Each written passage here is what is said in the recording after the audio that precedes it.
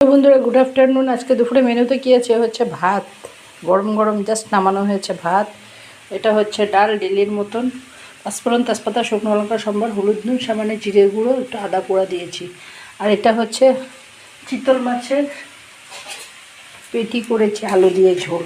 দেখো চিতল মাছের পেটি আলু দিয়ে একটু পাতলা করে ঝোল করেছি, বেশি মশলা দিইনি, হালকা মশলা দিয়েছি, কাঁচা লঙ্কা একটু পেঁয়াজ একটু জিরে একটু আদা বাটা দিয়েছি, পাঁচফোড়ন তেজপাতা সম্বার নামানোর আগে গরম মশলা দিয়েছি। ঠিক আছে, এটা হচ্ছে পাবদা চিতল মাছের পেটি আলু দিয়ে ঝোল করেছি। আর এটা হচ্ছে শসার স্যালাড, এটা হচ্ছে তোমার লাউ ডাঁটা শাক একটু ঝোল ঝোল করে করেছি আজকে।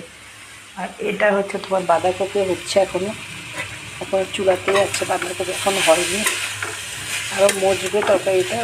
মটরশুঁটি দিয়ে কাঁচা লঙ্কা ছেড়ে পাঁচফোড়ন তেজপাতা সম্বার একটু নামানোর আগে একটু গরম মশলা দেবো। ঠিক আছে, এই হচ্ছে আজকে দুপুরের মেনু।